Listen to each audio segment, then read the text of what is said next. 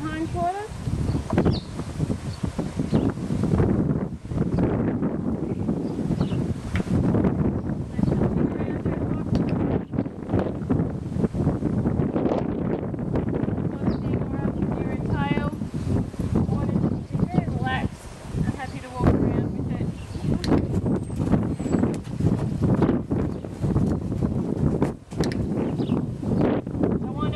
She notices everything I do with her, but that she isn't fazed by it, or she responds in the way that I've asked her to.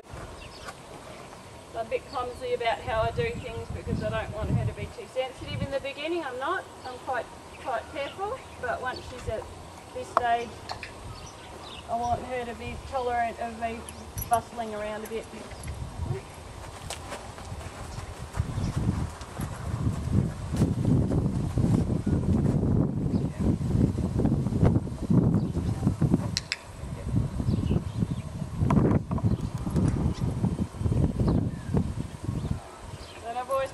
Again, as you can see, attached to her head, not to her bridle.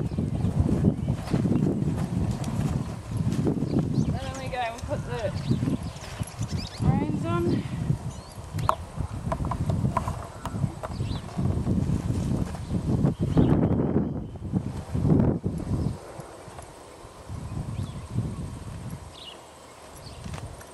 And then we'll tangle this up.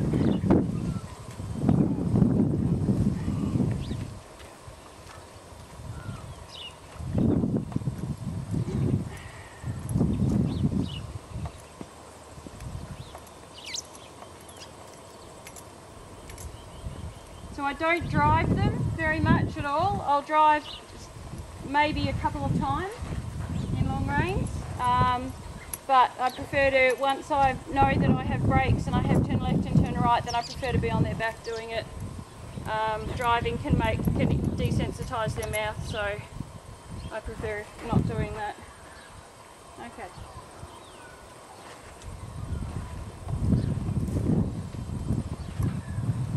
Where we teach forward from the leg as if we were riding, and then also turn left and right from the rein. So you've got to be careful not to cue with your body too much. So when I want her to come forward, I want her to be comfortable with the whip on her side, and I want to tap, tap, tap, tap, tap, as if I would with my leg, or how I would use it with the whip when I'm riding if I wanted her to go forward. So I know I've got all these things in place so that I can get on her back, and I have go, stop, back, left, right. Oh, stop. Wait. You have to do something. Sorry. So I'm going to walk, tap, tap, tap, tap, tap, walk on. Go back to this side. Go again. No.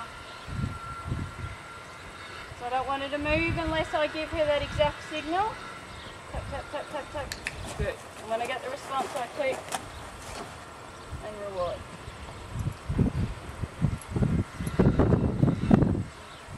Do the same on the other side.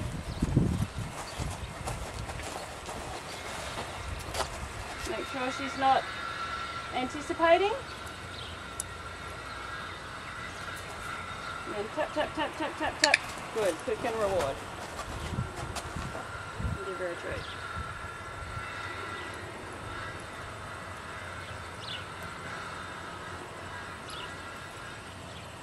Tap, tap, tap, tap, tap. And treat.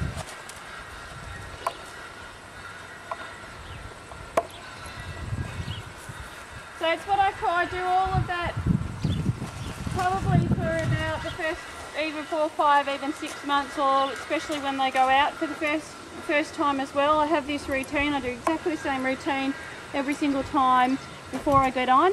It becomes quicker and quicker and quicker as they respond straight away to it. But so that I call it a bit of a pre-flight check before you get on, just to make sure the horse is both listening to you, and also mainly also the horse is listening to you, make sure they're going to respond when you ask them to do it from on their back. So don't get on without knowing what the result's going to be. Okay. So now what I want to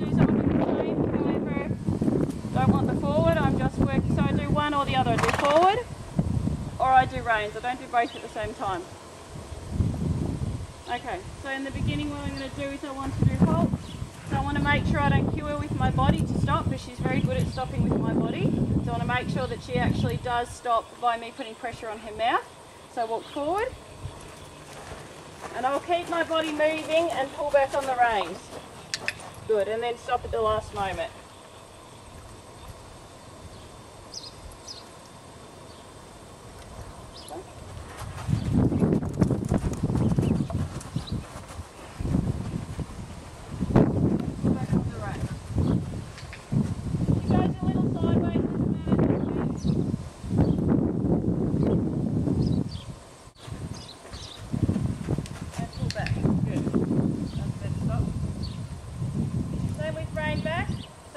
Pressure on the reins.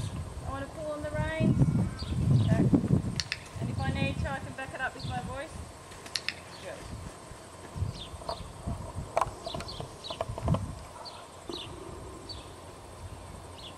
Again, walk on again. Stop with the reins. Good.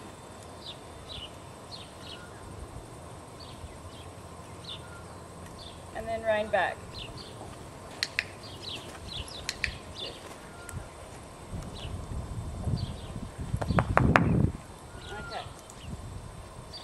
Also with the left and right, wait till she's finished chewing. Try not to cue with my body too much, I'll just move away a little bit so I give her room.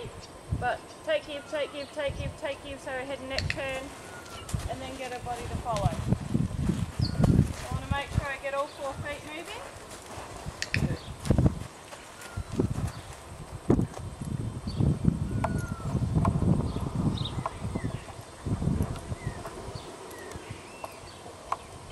Do rein back again. Just listen, like I said, back it up with the voice command. So she's very good with the voice commands, but I want to make sure that I don't under saddle, that she has to have the rein aid there as well. So I'll do it again and see if we get a better response. Good. That's better, and I didn't have to use my voice there. So I don't want her to go away in a hurry, I just want her to respond quietly to what it is I've asked, especially because she tends to offer too much. So I don't want her to give me 110% and then get frazzled about it. So I want to make sure that it's very quiet and very purposeful. Okay, she hates the flies, so. Alright, so I want to do 10 left again. I need to get my body in the right position so I can actually, yeah, she already knows. Okay. So take give, take give, take give, take give, take give, take give, take give. Good.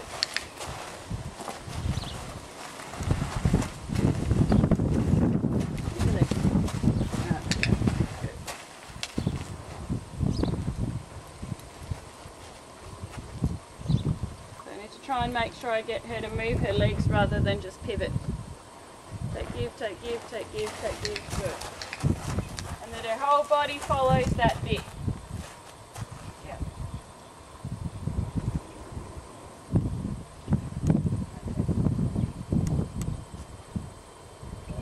Right. Take give, take give, take give, take give, take give, take give.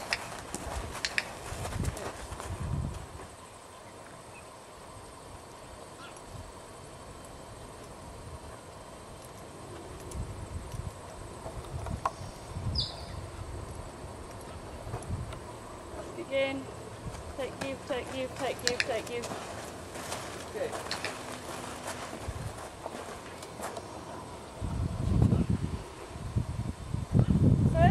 Where she's up to with all her work.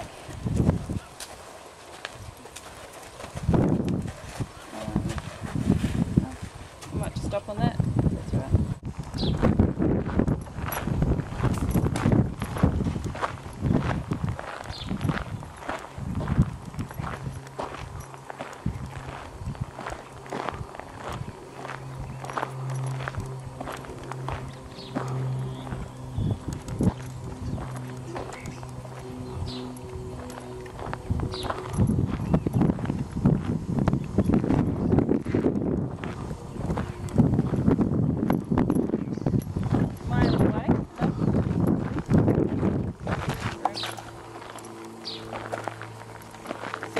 a close-up of her legs and all that sort of thing as well. Perfect.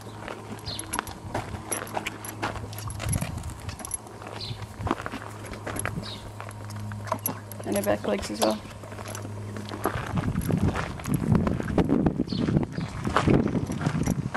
You might have to kind of move your tail out the way maybe and try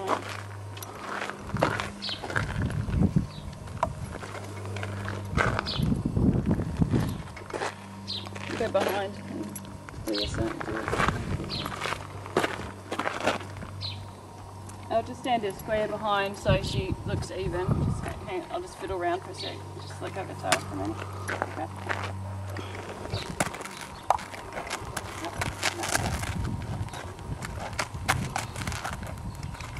Pay attention.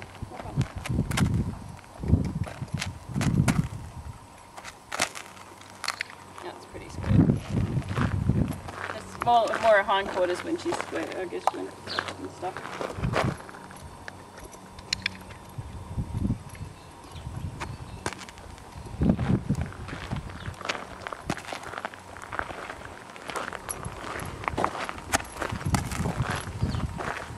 Probably enough over her back, and I know there's flies dropping nuts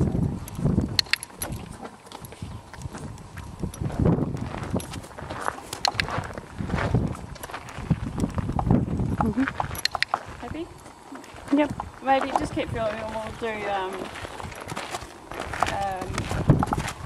put her ropes back on and stuff.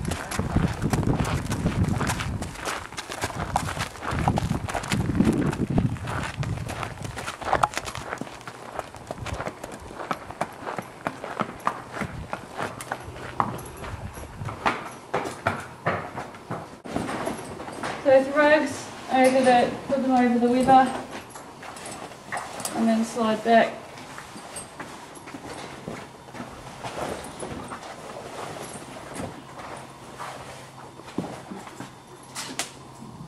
It takes about a 5'9", possibly 6 foot in some brands, so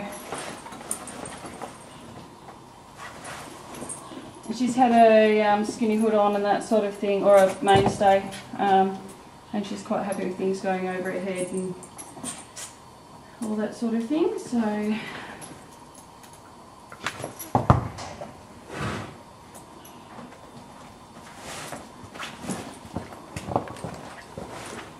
then again, making sure you hold on.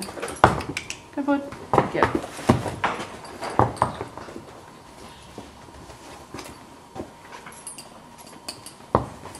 Tail bag.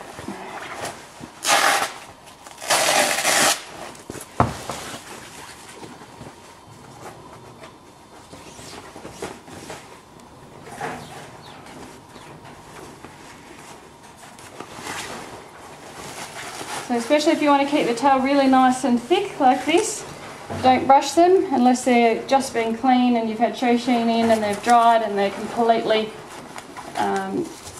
silky. Otherwise I don't brush their tail at all. So it's easy to keep it in a tail bag. There we go.